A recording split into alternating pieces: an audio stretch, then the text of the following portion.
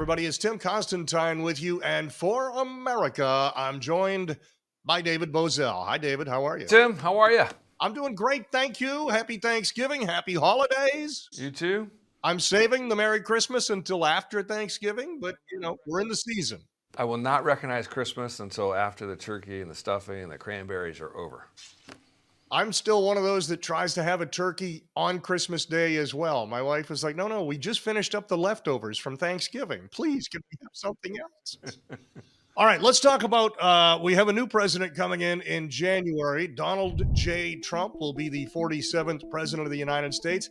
He is flying right along making appointments or proposed appointments. These will, all the ones you and I will talk about, will require the advice and consent of the United States Senate. They need to approve them. And so let me throw a name at you. We'll go through the different positions. You tell me what you think of the selection, and then you tell me whether or not they'll be confirmed by the U.S. Senate. All right, let's start with Marco Rubio. He is a United States Senator, got elected in 2010, spent a long time in the Florida legislature before that.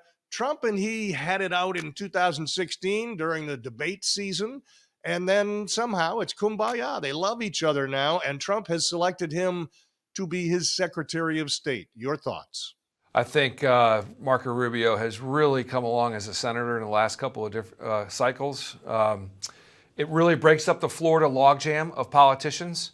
Ron DeSantis didn't have much to go where in terms of where would he go after being a governor of Florida. Kind of breaks that up. He could perhaps appoint himself, appoint perhaps Laura Trump for a 2-year stint, and then run in 2026. So it helps break up that Florida logjam of very talented Florida politicians. Excellent choice, and his Senate colleagues will definitely confirm him. I'm going to go against the grain here. I agree with you that his Senate colleagues will confirm him, but I have long followed Marco Rubio, being a Florida guy myself. I don't think he's the sharpest tack, truthfully. And I apologize to everybody who loves Marco Rubio, but Yeah. what you saw during the 2016 debates when he would repeat the same lines over and over and over and couldn't get out of that, that's Marco Rubio. The other part I worry about is Secretary of State is literally, other than president, the busiest job you can have. Right. I don't agree with a lot of things Antony Blinken has done, but he never stops. He is going all around the globe. I get notes from the State Department every single day. Blinken is here. Blinken is meeting with this leader, that leader. He's doing his job. Right. Marco Rubio shows up to vote less than any other senator in the United States Senate. My worry is I want a full-time activist Secretary of State. I think Marco Rubio might be sleeping late in Washington, D.C. and miss some things there. So I don't like the choice, but he will be confirmed. The Senate is habitually lazy. The reason I think John Thune won Senate Majority Leader was he basically promised the most amount of senators that they wouldn't have to work 5 days a week. And so hopefully maybe Marco, let's leave open the possibility that Rubio wanted out from under that schedule. Oh, he hates the Senate. I'll tell you that. I know that for a fact. He does not like, but he had no other gig that could pay him that way for the time being. So he stayed in and bided his time, and it looks like it was time well spent. All right, let's move on. Linda McMahon, chosen as Secretary of Education. Linda is part of that partnership of Vince and Linda McMahon, who grew the World Wrestling Entertainment, WWE, into a multi-billion-dollar company. It was funny. I told you off air, MSNBC criticized that. Oh, Trump chooses billionaire. I'm thinking those two met each other in high school. They made that $1 billion themselves. She's a smart cookie. Old enough to remember Linda McMahon being suplexed by Triple H on WWE Raw. Interesting selection. I very much hope Linda McMahon wants to get into the Department of Education for the sole purpose of shutting it down and firing herself at the end of these 4 years. You and me both. Let's move right along. Doug Burgum, Secretary of Interior. It seems to me they always pick somebody from that part of the country because they just understand the great outdoors. Excellent selection. Hope he doesn't just sort of disappear into the background. I'd like to see Doug Burgum spread his wings on the national stage a little bit. The one issue I think he's going to have to really attack is China buying up all this property in and around military bases. Right. All right, let's jump into the ones that are a little more colorful, shall we say. For Secretary of Defense, President elect and former President Trump has chosen Fox News personality Pete Hegseth. He is also a veteran, he's a combat veteran. What do you think of the choice? Have no idea as it relates to not his credentials. He's got good credentials, and I know I think he has a vision for it, and he's good on TV, and that's important for the president-elect. You got to be good on TV if you want some of these gigs. I think he will get confirmed, but I say 60-40, but I think he'll get it. You know, when I saw that, when the choice was first made, I had a little bit of the what kind of reaction. But the more I thought about it, the more I like it, because what Trump has said he wanted to do was upset the swamp, drain the swamp, upset Washington as it normally is. And I think he's a bright guy. Trump is a bright guy. And he used those first 4 years to learn. And that 4-year break may have actually been good in that he could then step back outside, refocus, and think, gosh, if I got in there, I would do this different. I would do that different. And I think he is doing it different. He's picking some of these folks from the outside. I think Hegseth is an interesting choice. He's never overseen a large organization like our giant military. However, he has seen combat. He does understand what it's like. And he's got some of that common sense approach that I think can upset the business as usual approach that our untouchable Department of Defense has long had. So I'm okay with this choice. Look, Tim, there are career politicians and there are also careerists in the military. And so the fact that he didn't pick a careerist in the military is A plus plus in my opinion. The Pentagon and the DOJ were really Trump's pain points. That famous press conference with General Milley saying, "I'm going to prevent Donald Trump from launching a nuclear war." Not your job, sir. Right. And so I think he needed someone as SecDef who was going to be, essentially loyal to the chief executive, to the commander in chief. Yeah, it's ironic when you talk about the Milley story, because the military, more than any other, is very clear about chain of command. And for the general to ignore his commander in chief was just a crazy notion. All right, now speaking of crazy notions, let's talk about the most controversial suggestion appointment of all, and that is Florida Congressman Matt Gaetz as Attorney General. Matt Gaetz has been under investigation. Justice Department chose not to charge him with anything, but under investigation. Matt Gaetz does not have a whole lot of friends in Washington. Even if you like his politics, he's not a very personable guy. And so why did Trump choose Matt Gaetz, and do you think he can be confirmed? Matt Gaetz has long wanted the gig.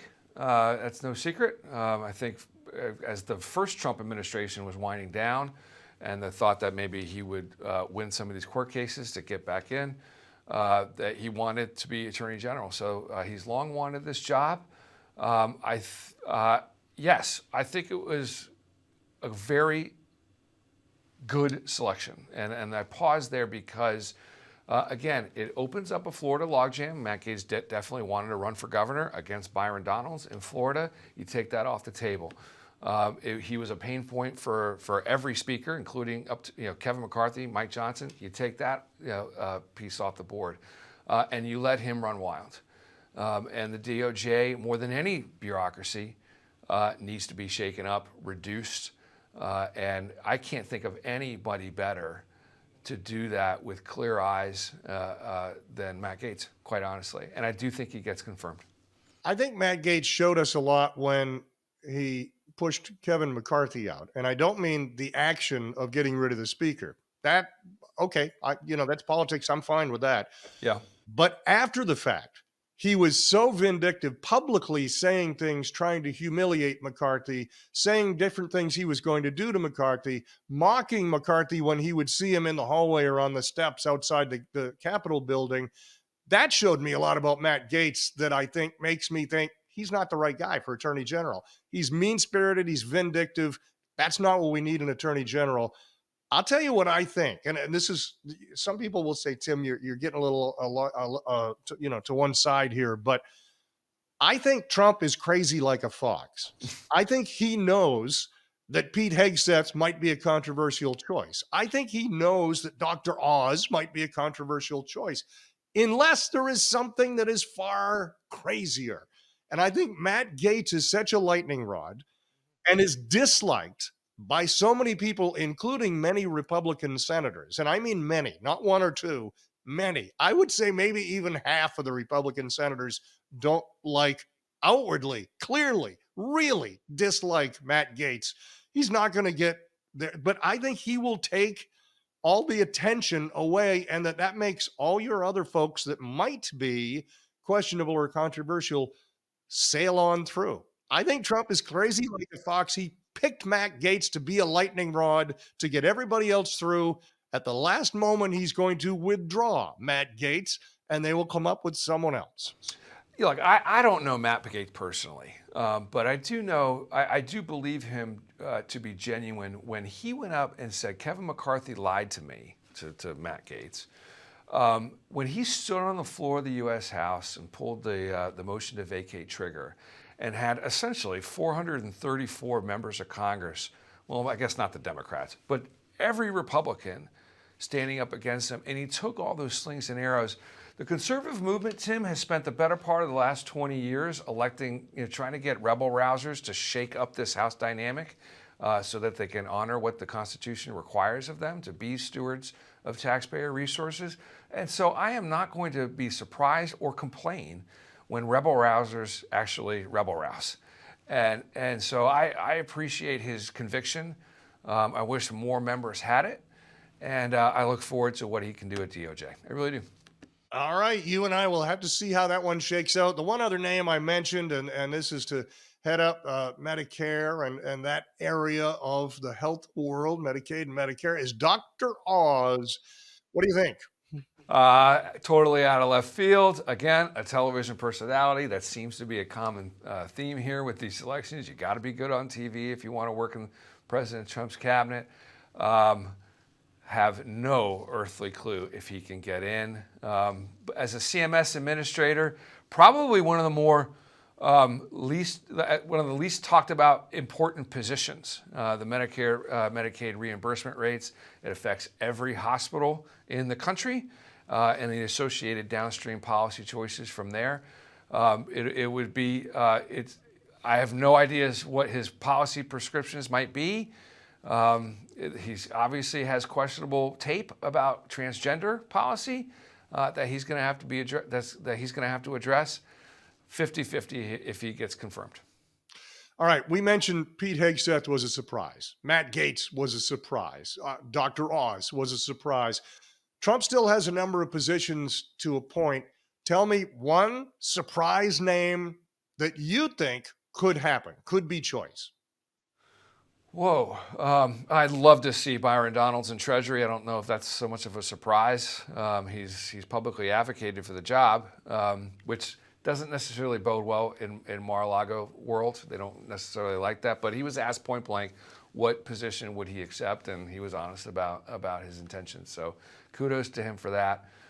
So I'd like to see Byron Donalds again, but the House majority, given as tenuous as it is right now, probably not going to happen. I don't know if maybe Ron DeSantis has a future down the road that's in the administration. That would be a surprise. I couldn't tell you of a name that I'm potentially looking out for that would solve all the world's problems in a particular agency, Tim. I really couldn't, but I'd look out for Byron Donalds somewhere along the line. Again, if the House can replenish its resources in the House majority. All right, my guess for who the next surprise choice will be for Surgeon General of the United States. I think he'll take Marcus Welby, MD. Okay. For America, he is David Bozell. I'm Tim Constantine. Happy Thanksgiving, everybody, and we'll see you soon.